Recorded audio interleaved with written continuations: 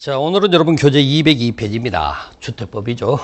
자, 주택법의 용어 정리부터 간단히 좀 살펴보시게 되면은 우리가 건축법과 주택법의 이제 차이점에서 첫 번째 여러분이 알아야 될 것이 한 번에 짓는 주택의 숫자에 따라서 법 적용이 다르다고 그러죠. 29호 29세대 이하 또는 이제 주상복합의 299세대 이하를 짓기 위해서는 건축법상의 허가를 받고 짓는 거죠. 그 다음 이제 사용 승인을 받게 되는 형태가 되고 30호 30세대가 넘거나 주상복합 300세대가 넘게 되면은 사업계획 승인을 받는 거죠. 그리고 이제 사용 검사를 받는다 그렇게 말하는 거죠. 그래서 보시게 되면 여기는 이제 취소 사유가 1년이죠. 1년 안에 공사에 착수한 1년 안에 건축허가를 취소하여야 한다. 필수 취소가 된다고 말이죠. 그래서 사업계획 승인은 5년이죠. 착공이 5년이고 5년에 착공하지 않더라도 사업계획 승인을 취소할 수 있다. 임의적 취소 형태고 사용 승인 7일, 그 다음에 사용 검사는 15일 안에 이루어지는 형태죠. 그럼 공급하는 형태는 건축법상에 허가받고 지어지는 건축물들은 수의계약을 통해서 공급이 이루어지지만 주택법의 사업계획 승인받고 지어지는 것들은 공급 규칙에 적용을 받는다. 특히 이제 주상복합을 좀 주의하셔야 되겠죠. 주상복합이 299세대 이하를 지을 때는 건축 허가받고 짓지만 공급하는 과정에서는 20세대가 넘게 되면 주상복합에서의 공동주택의 세대수를 말합니다. 그러면 공급 규칙 적용받아라. 이런 게 차이점이 났던 거고. 우리가 건축법에서 주택의 구조상의 분류를 배우신 것 있죠? 단독주택 4개, 공동주택 4개 이렇게 분류를 배우셨는데 이 적용 기준은 똑같습니다. 기준은 똑같은데 다만 주택법 적용을 받는 것에서는 차이가 나는 거죠. 그래서 우리가 이제 건축법에는 단독 종류가 4가지로 구성되어 있지만 주택법 적용은 하나만 되죠. 단독주택만. 공동주택 적용 이제 그 분류가 4가지로 되어 있지만 주택법 적용을 받는 것은 다세대 연립 아파트만 적용이 있고 기숙사는 주택으로 분류가 되어 있지 않죠. 그래서 뭘로 갑니까? 준주택으로 간다. 기준은 똑같은데 적용 대상의 차이가 있다 그 말인 거죠. 그래서 우리 이제 구조상의 분류라고 그러죠. 그래서 이제 주택이라는 개념 설정이 필요한데 주거용 건축물의 전부 또는 일부와 그리고 그 부속 토지를 포함한다는 거죠. 땅까지 포함해서 주택의 범위로 설정을 했고 단독과 공동으로 구성되어 있으나 단독주택에 적용을 받는 것은 협의 단독주택만 적용이지 나머지 다중다가구 공간은 주택법 적용을 받지는 않습니다. 그 다음에 공동주택의 경우를 보시게 되면 여기 보면 다세대 연립 아파트가 적용 대상이 되는 거죠. 여기 이제 기숙사는 적용 제외가 되는 거죠. 그래서 이 기숙사는 밑에 있는 이제 준주택으로 들어가게 됐더니 아닙니까? 준주택은 또 뭐죠? 주택 외죠? 주택 외의 건축물인데 주거시설로 이용이 가능한 것을 준주택이다라고 칭하게 되는 거죠. 그러면서 이제 그 종류를 따지자면은 다중생활시설, 노인복지주택, 오피스텔, 기숙사 이렇게 돼 있고 주의해야 될 것은 뭐냐면은 과거에 그 준주택이 시험에 한번 출제가 됐을 당시에는 그 준주택이 아닌 것에 대한 답이 학생복지주택이 아니었어요. 그런데 그 이후에 건축법이 개정이 되면서 학생복지주택이 기숙사에 편입이 됩니다. 그러다 보니까 이제는 이제 그 시험 문제는 답이 없는 시험 문제가 됐던 거죠. 그 당시 시험과 지금 차이점이 있어서 말씀드리게 됐고.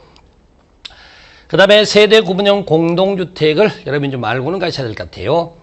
공동주택의 일부 공간을 나눠서 사용하겠다는 거죠. 세대별로 구분하여 사용이 가능한 구조로 하되 주의할 것은 구분된 공간에 대해서는 구분 소유권이 따로 허용되지는 않습니다. 구분 소유권이 인정되지 않고 자, 그 구성관계를 살펴보니까 독립된 주거 형태가 되어야 되기 때문에 별도 욕실 현관 설치하고 1인이 살아가는 데서 최소 크기를 14제곱미터로 설정을 했던 거죠. 14제곱미터가 넘어야 되며 뭐 하나의 세대니까 일단 나눠 쓰기는 나눠 쓰지만 일단 전체는 하나의 세대이기 때문에 언제라도 다시 통합할 수 있도록 연결문이나 그다음 경량구조의 경계벽 설치하라 그런 말이 있고 일개 단지 안에서 세대 구분형 공동주택이 차지하는 비율은 호수 대비 3분의 1, 면적 대비 3분의 1을 넘지 않도록 되어 있다는 거죠.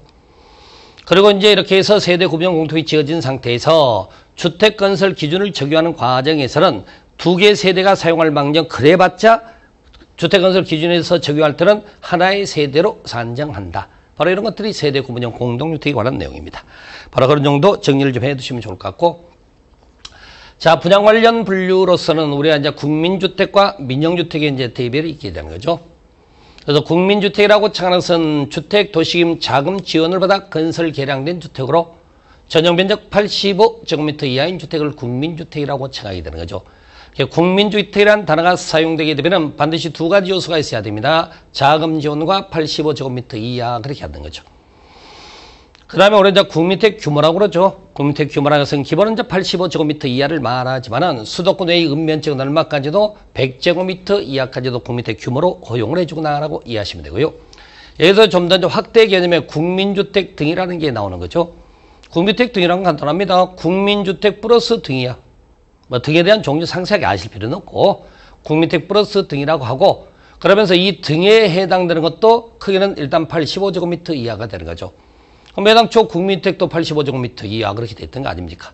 다만 지금 국민주택 1번과 2, 3번 등의 차이점은 국민주택이 되기 위해서는 자금 지원을 받게 돼 있다는 거죠. 그럼 이제 2번, 3번은 자금 지원 받지 않는 거다. 그렇게 판단하시면 되겠죠. 그래서 국민주택 등이 있고 그럼 이제 상대적으로 민영주택이라는 개념이 도출이 되는데 민영주택이란 주의하셔요. 민간사업주가 건설한 주택이라든지 민간 택지 건설주택이다 말은 적절한 표현은 아닙니다. 그래서 민영주택은 위에서 말하는 국민주택 등을 제외한 나머지 주택을 민영주택이다라고 칭한다는 거죠. 그 다음에 이제 도시형 생활주택이라는 게 등장이 됐죠. 짓는 세대수는 300세대 미만입니다. 300세대 이상 지을 수가 없어요. 그 다음에 크기는 국민주택 규모에 해당하는 주택을 가지고 도시형 생활주택이다라고 칭하고 있다는 거지. 그래서 이제 도시형 생활주택을 좀 살펴보시게 되면은 전제 조건부터 좀 주의하셔야 됩니다. 일단은 지어지는 땅덩어리는 도시지역, 즉 용도적상 주상공록이라고 칭하는 도시역 안에서 지어지는 거고 세대수는 300세대 미만이라고 그랬죠. 여기서 30세대 이상 무슨 말이에요? 지금 주택법이니까 그렇지. 만약에 건축법이라면 29세대 이하를 지을 수 있어요. 주택법이니까 30세대 이상이 나왔던 거고 그 다음에 국민주택이라는 표현 쓰시면 안 됩니다. 국민주택 규모 이하, 즉 85제곱미터 이하로 짓게 되고 도시형 생활주택의 가장 큰 특징 중에 하나가 다른 주택과 달리 분양가 상한제 적용을 받지 않습니다. 분양가 상한제 적용 제외된 주택이다라고 하는 거지. 이런 과정에서 이제 그 구성관계 크게 세 가지로 돼 있죠. 단정 연립, 단정 다세대, 원룸형 주택 이렇게 구성이 돼 있죠. 그죠? 아파트라는 도시형 생활주택은 없습니다. 주의하세요. 아파트 중에서 원룸형 주택이라는 거지. 아파트라는 건축물이 어떤 특성을 가지고 있어요? 주거로 쓰는 층수가 5개층이 넘는 것을 우리 아파트라고 부른다는 거지. 그럼 원룸형 주택은 5층이 넘을 수도 있다. 그렇게 해석을 하는 거예요. 그 다음에 이제 단정연립, 단정다세대는 우리가 연립주택과 다세대주택은 건축법에 따르면 주거로 쓰는 층수가 4개층 이하여야만 되지만 얘는 주택으로 쓰는 층수가 몇 층까지 가능하다? 5층까지도 가능하다라고 했다는 거죠. 차이점이 좀 나요. 일반 주택하고 달리. 그 다음에 원룸형 주택을 보니까 독립된 주거 형태에 갖춰라. 원룸입니다. 그럼 원칙은 하나의 공간이라는 거지. 다만 그 크기가 30제곱미터가 넘을 때 자, 실제로 이 도시형 원룸형 주택, 도시형 생활주택은 85제곱미터 이하로 되어 있지만, 그저 원룸형 주택은 50제곱미터까지밖에 인정이 안 돼요, 실은. 14제곱미터 이상 50제곱미터 이하 이렇게 되어 있다는 거지. 바로 이런 구성관계에서 일단 30제곱미터 이상이라고 했기 때문에, 50제곱미터 이하지만 30제곱미터가 넘게 되면 그때는 두 개 공간을 인정을 해주겠다, 그 말이지. 두 개 공간을 허용해준다, 그렇게 됐던 거고. 그 다음에 이제 각 세대는 지하층에는 설치가 금지된다. 그래서 원룸형 주택의 구성관계를 여러분 이해를 하시고요. 그 다음에 밑에 보시게 되면요. 공동건축 금지가 무슨 말이냐면은 일개 동의 건축물에는 이 도시형 생활주택은 한 종류 형태로만 짓게 돼 있다는 거죠. 두 개, 세 개 겹쳐서 들어가지 못한다는 거죠. 종류 자체가. 연립이다 그러면 연립으로만, 다세대면 다세대로만, 원룸이면 원룸으로만. 이게 이제 공동건축 금지라고 원칙적으로 표현하는 거지. 아니 뭐 세상에 절대적 금지 있겠습니까? 예외가 허용되는 게 있다는 거지. 그랬을 때 이제 준주거지역과 상업지역 안에서는 일반 주택의 원룸형 주택 같이 들어갈 수가 있고, 그다음 이제 도시역 전체 안에서는 원룸형 주택의 1세대 일반 주택은 허용해 준다는 거죠. 1세대 일반 주택은 집주인 거주용 목적이라고 합니다. 이런 것들이 이제 가능하다라고 예외적으로 허용되는 것들이다라고 말씀드리죠. 바로 그 내용들 그렇게 정리하시면 되겠습니다. 그렇게 이제 봐두시면 되고요. 자, 그 다음에 이제 뭐 추가적인 용어 정의에 해당되는 것들인데 보시게 되면은 자, 용어 정의 보시게 되면 일단은 여기 공공택지라는 개념이 나오는데 공공택지 의미가 어떤 거냐면은 공공사업에서 공공사업체가 수용방식을 통하여 개발 조성한 공동주택 건설 용지를 공공택지라고 칭한답니다. 그럼 우리가 이제 시험 공부를 할 때는 반대로 가시면 돼요. 민간사업주체, 도시개발조합 같은 것들, 그 다음에 방식이 환지 방식이라든지 단독주택 또는 국민주택 건설용지 이런 단어가 포함되면 틀렸다고 하시면 돼요. 오히려 위에 있는 것을 의미로만 이해하시고 실제 시험 문제상 이 단어 중 어느 한 단어라도 포함된 지문이 나오면은 그게 틀린 지문이다. 그렇게 판단하세요. 그게 훨씬 더 공부하는 데 유용할 겁니다. 그래서 이 세 가지 단어를 가지고 상대적으로 답을 찾아보시고 그 다음에 우리가 이제 주택단지라고 그러죠. 일개 단지라는 거 우리가 흔히 말하는 일반 아파트 단지 생각하시면 돼요. 몇 세대 단지든 간에. 그래서 부대 복리시설 일반적인 설치 기준을 적용하기 위해서 단지 범위를 설정하는 건데 우리가 이제 시험에서 보는 것은 이 별개의 단지를 보는 거죠. 여기에 해당되는 것들은 별개의 단지라는 거지. 별개의 단지란 말이 무슨 말일까요? 각각의 단지마다 부대 복리시설 설치 기준을 각각 적용해야 된다. 그 말인 거죠. 그래서 보니까 이제 철도, 고속도로, 자동차 전용도로 구분되거나 폭 20m 이상의 일반 도로로 구분되거나 폭 8m 이상으로 도시계 예정도로로 구분이 된다면 이런 것들은 우리가 말하는 이제 별개의 단지에 해당된다. 그래서 이제 별개의 단지 그 구성관계 이해하시면 되고요. 자, 단지 안에서 나타나는 부분이 이제 공구라는 개념이 나왔답니다. 공구. 단지 안에서 둘 이상으로 구분되는 일단의 영역을 공구라고 하는데 여기서 이제 공구는요, 공구별로 착공 신고하고 공구별로 사용 검사 받는 게 이제 좀 특징이 되는 거죠. 우리가 사업계획 승인을 받는다고 그래요. 그래서 전체적으로 사업계획 승인을 받게 돼 있지만은 이 경우는 이제 공구별로 이렇게 이루어진다 그 얘기지. 6m 이상의 폭으로 경계에 설정하고 공구별 최소 세대수는 300세대가 넘어야 됩니다. 그래서 우리가 이제 주택건설 사업이 분할 건설이 가능하려면 600세대가 나와야 돼요. 그래야지만이 이제 공구 사업이 인정되는 거죠. 그러니까 바로 그런 내용들을 말씀드리고 주택에 딸린 시설로 부대 시설, 입주민의 생활 복리한 복리 시설, 주택단지 안과 밖을 영위를 간선 시설 하는 것들이 있게 되죠. 이건 시험 문제가 그 종류 시험 물어보는 게 아주 죽죠. 종류 자체를 여러분이 반복적으로 맞춰보시면 됩니다.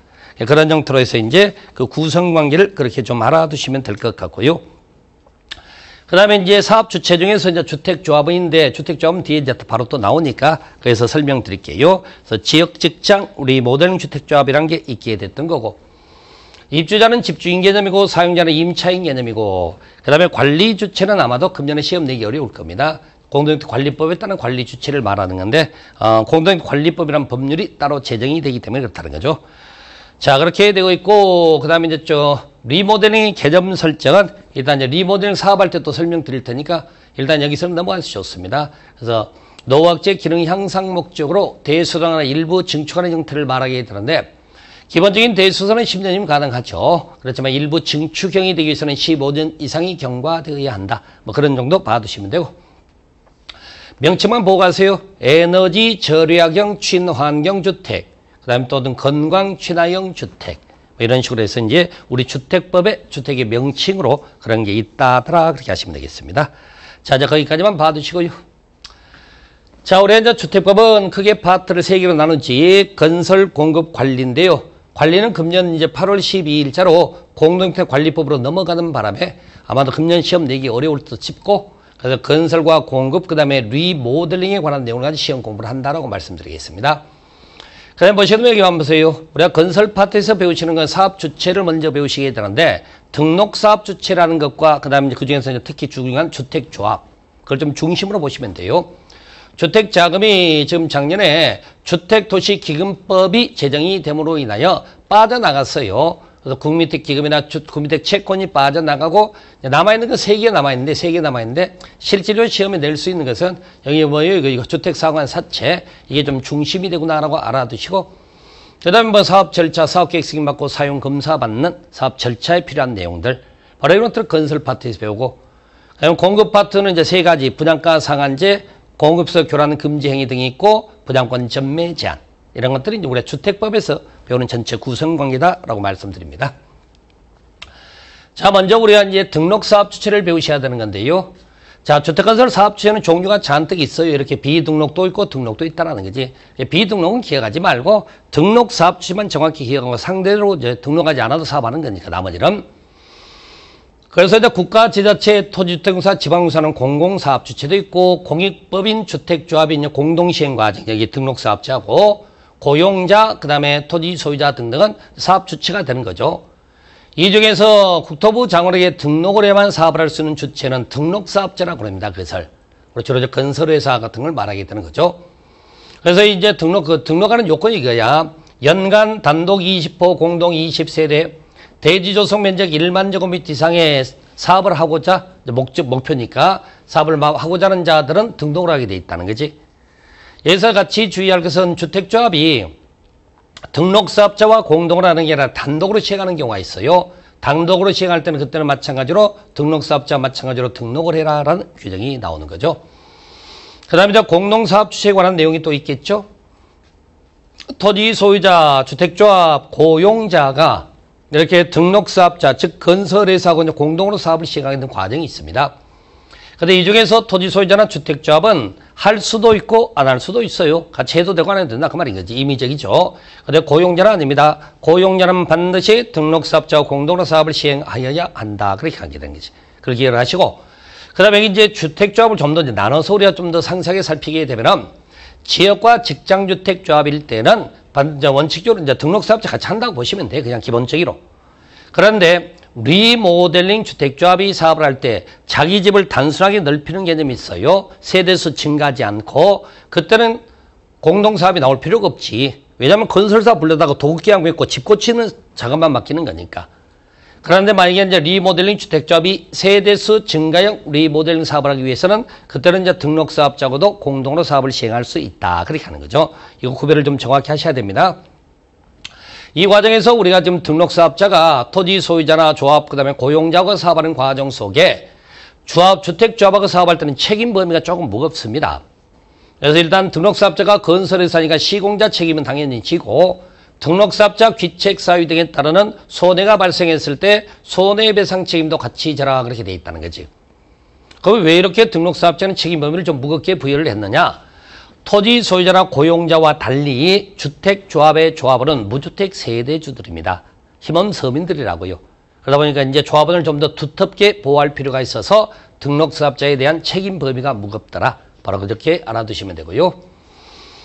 자, 등록사업자 등록 요건이라든지 이제 각종 결격 사유, 그 다음에 주택건설 사업자의 건설공사 시공 기준, 시공 기준이라든지, 그 다음 말소, 그 다음에 이제 등록 말소 처분받은 이후에 사업 수행에 관계되는 것들, 이런 것들은 문제 풀면서 나오면 그때 정리하셔도 좋습니다. 그렇게 말씀드리고.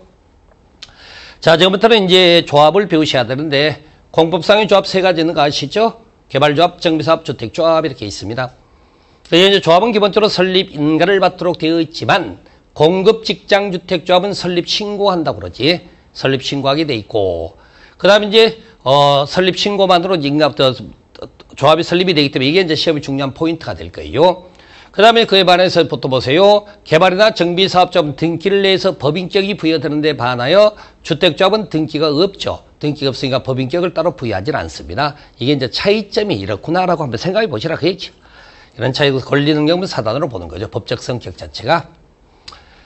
자, 우리가 이제 지역주택조합이라고 그래서 우리가 그냥 넓은 범위로 얘기를 합시다. 광역생활권의 영역이라고 그래요. 모집 단위가 광역생활권 단위로 넓어졌으니까. 그래서 모집 단위별로 해서 이렇게 이제 지역주택조합의 구성원 영역이 설정이 됐고, 그 다음에 같은 직장의 근로자가 설립하는 걸 만드는 것을 직장주택조합이라고 그러고, 그 다음에 낡은 주택의 소유자들이 집 뜯어 고치는 것을 리모델링 주택조합이다라고 칭하고 있습니다. 자, 이 과정에서 우리가 이제 기본적으로 이제 조합이 기본 세 가지죠. 지역, 직장, 리모델링 주택조합. 다만 이때 이제 직장주택조합은 건설과 공급 직장으로 나눠서 얘기를 할 수가 있죠. 이 상태에서 모든 조합은 기본적으로 설립 인가를 받는 걸로 되어 있지만 그중에 공급 직장주택조합은 인가받지 않고 신고만으로 설립이 된다. 좀 전에 말씀드린 바 있고, 지역주택조합은 어떻게 만드느냐. 우리가 좀 전에 광역생활권이라고 그랬다고. 모집 단위를 좀 크게 봐서 광역생활권에 6개월 이상 거주한 주민들이 주택을 마련하기 위해서 설립하는 조합이 되는 거고요. 직장주택조합이란 동일한 시골에 소재하는 동일한 법인체 근무자들로 구성되어 있다는 거죠. 이때 주의할 것은 거주 요건이나 그 다음에 근무 요건은 근무 기간은 따지질 않습니다. 위하고 상대적으로 판단을 해보시라 그 얘기죠. 그 다음에 리모델링 주택조합은 공동주택의 소유자, 복리시설의 소유자, 그 다음에 건축허가 받고 지어진 분양 목적의 공동주택의 소유자도 리모델링 사업 대상이 된다. 바로 그걸 알아두시고, 그 다음에 지역과 직장주택조합의 경우는 조합원의 숫자가 있죠. 20인 이상으로서 건설 예정 세대수 2분의 1 이상으로 구성이 되어 있다는 거죠. 그리고 이 지금 지역이나 직장주택조합에서는 조합원 교체 금지 규정이 있습니다. 교체 금지 규정이 있는데 리모델링 주택조합은 일단 조합원의 숫자 제한이 없죠. 리모델링 사업이 우스갯소리로 성깔 서나온 집주인 뜯어 고치는 거 아니에요. 낡은 집 고치는 거야. 사람의 숫자가 중요하지 않다는 거지. 집의 개수가 중요한 거지. 그 다음에 이건 이미 있는 집을 가지고 사업하는 거죠. 그러니까 교체 금지가 나올 필요가 없어요. 근데 왜 위에 있는 지역과 직장주택조합은 앞으로 지을 겁니다. 앞으로 지을 거라고. 없어 지금. 지금 당장에 팔아먹을 게 없다고.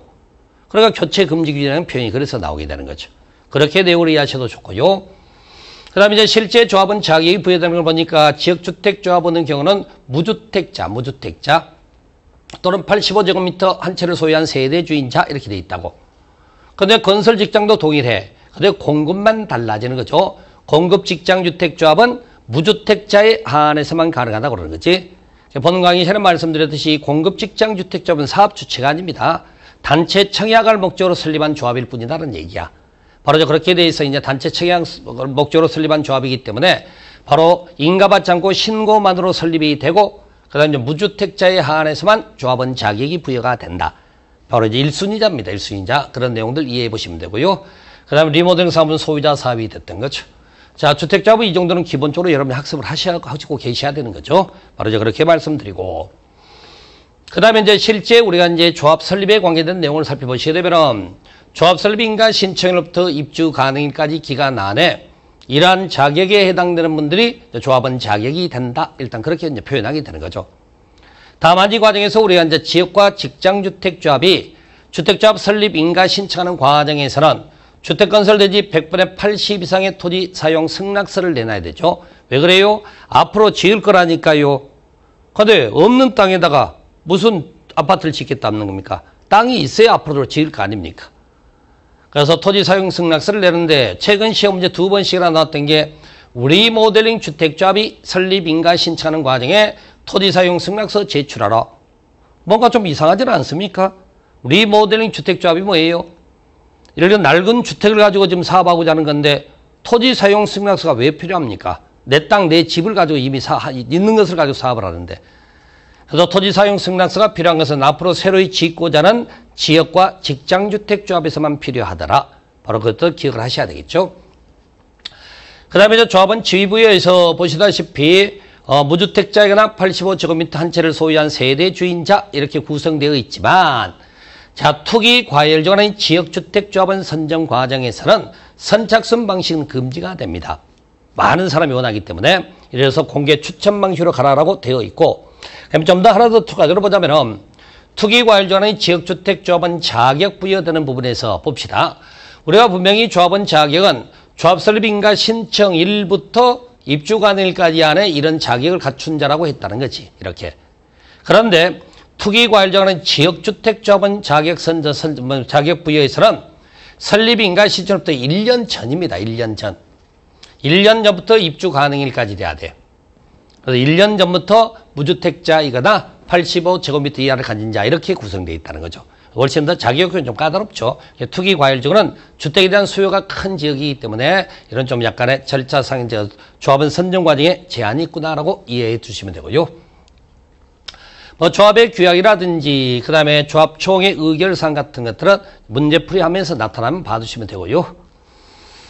자, 리모델링 주택조합 설립에 관계되는 내용입니다. 리모델링 주택조합은 이제 이미 있는 집들을 대상으로 하니까 조합 결의서 제출한 게 필요하다는 거지. 그래서 조합 설립 인가 요건이 있어요. 인가 요건이 있는데 단지에서 각 동은 구분 소유자 3분의 2가 법이 개정이 될 겁니다. 과반수로 의결권도 3분의 2가 과반수로 개정이 돼요. 단지 전체에서도 3분의 2, 3분의 2 이렇게 돼 있다는 거지. 아마도 그러다 보니까 금전 시험에는 조합 설립 인가 요건을 내기가 어려울 겁니다. 법률 개정 시점하고 우리 그 시험 공고 시점이 맞지 않기 때문에. 그래서 아무튼 과반수로 바뀌게 되는데 이 두 가지가 이건 여러분들이 재건축도 바뀌었죠. 이미 재건축에서도 각 동에서는 소유자 과반수, 전체에서는 소유자 4분의 3, 면적 4분의 3 그렇게 돼 있다고요. 거기가 맞추는 거야. 맞춘 거. 맞춰가지고 여기서는 일단은 이제 과반수로 둘 다 바뀌었구나라는 얘기를 해드리고 싶고 그러면 이제 반대로 오른쪽에 뒤에 나올 겁니다. 미리 한번 보세요. 리모델링 허가 기준에 대해서만큼은 여러분이 좀 아셔야 된다는 거지. 리모델링 허가 기준은 각 동은 3분의 2. 네 가지 요건이 맞아야 됩니다. 구분 소유자 3분의 2, 의결권 3분의 2, 전체 구분 소유자 5분의 4, 의결권 5분의 4 이렇게 네 가지. 네 가지 요건이 갖춰져야 된다는 거지. 그러면 전체적 비율은 80%라는 얘기죠. 80%. 그래서 일개 동만이 할 때는 그 동은 80%가 나와야지. 일개 동만이 할 때는. 그래서 아무튼 전체 80% 동의 요건을 가지고 리모델링 허가를 받는다. 그렇게 말하게 됐던 거고. 그 다음에 조합은 자격 부여되는 걸 보니까 조합 설립에 동의한 자로부터 건축물을 취득한 자는 조합 설립에 동의한 것으로 본다라고 돼 있고, 그 다음에 이제 조합 설립에 동의하지 않은 자는 조합원이 안 되는 거죠. 바로 이렇게 됐을 때 그 사람에 대한 집은 매도 청구를 해야 되겠죠. 그래서 리모델링 결의에 찬성하지 않는 자의 주택 등에 대해서는 매도 청구할 수 있다. 그래서 매도 청구는 인정된다. 그런 얘기죠. 바로 그런 식으로 해서 이제 이 내용을 여러분이 좀 기억을 해보시고, 그 다음에 이제 조합원 교체에 관한 내용입니다. 조합원 교체인데요. 우리가 분명히 조합 설립 인가 신청일부터 입주 가능일까지 기간 안에 이렇게 이제 조합원 자격이 부여가 돼야 된다고 그랬던 거지. 바로 이런 과정에서 자, 조합 설립 인가일입니다. 설립 인가일부터 사업계획 승인을 받기 전까지는 어떠한 경우도 조합원 지위 양도는 금지가 됩니다. 왜 그럴까요? 사업계획 승인 받기 전까지는 집을 몇 채를 짓는 뒤 어떤 걸 공급하는지 확정된 게 하나도 없기 때문에 했어요. 사업계획 승인받은 다음에는 이제 모든 게 정해져 있기 때문에 그때는 양도가 가능하다라고 했던 거지. 그러니까 여러분들 하나 알아야 될 게 뭐냐면은, 조합주택, 그 다음에 이제 주택조합이라고 그렇지. 주택조합이 사업하는 과정 속에서는요, 사업계획 승인, 신청일이 사업계획 승인받으면 모든 게 다 끝나는 거야. 자, 그 다음부터는 이제 집만 져서 입주만 하면 돼. 사업계획 승인받는 게 굉장히 모든 결정이 나는 최종이다라고 보셔도 좋습니다.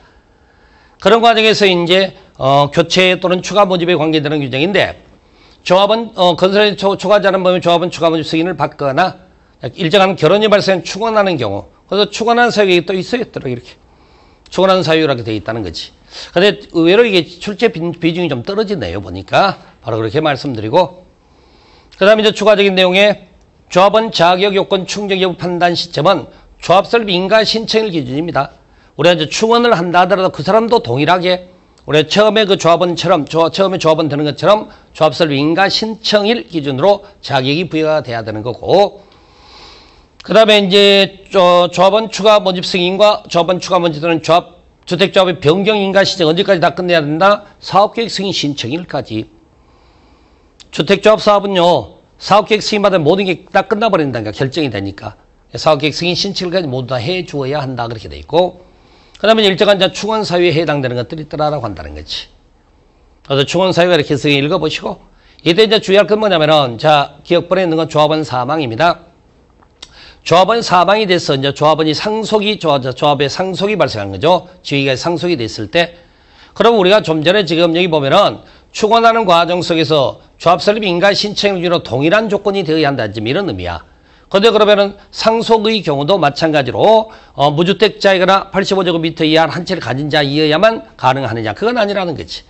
그래서 사망으로 인한 상속을 받는 자에 대해서는 우리가 기본적인 조합원 자격 요건은 필요하지 않습니다. 상속일 경우에 한해서는 바로 그런 게 있다 하더라 말씀드리고, 그 다음에 주택법의 연수 기간은 아시죠? 최초 착공이 5년이고 나머지는 다 2년입니다. 아셨습니까? 나머지 필요한 건 다 2년으로 기억하시면 좋아요. 2년 안에 사업계획 승인 신청하게끔 돼 있다라고 하는 거지.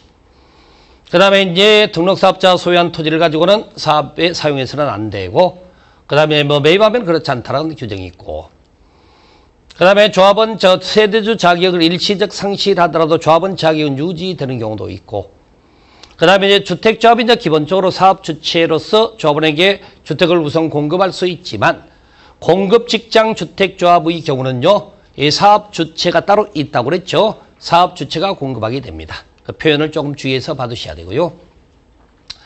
그 다음에 무슨 명령처분을 위반했다, 설립 인가를 취소할 수 있다, 뭐 등등 이런 규정도 있더라라고 하시면 되고.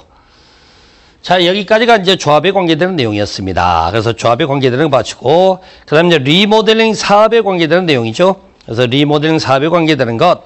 여러분 교재사고로는 리모델링 사업이 뒤쪽에 있습니다. 뒤쪽에 있는 건데, 앞으로 좀 당겨서 여러분들이 같이 이제 설명을 하는 형태가 돼야 되는 건데, 자, 리모델링 사업은요, 리모델링 사업은 잠시만요.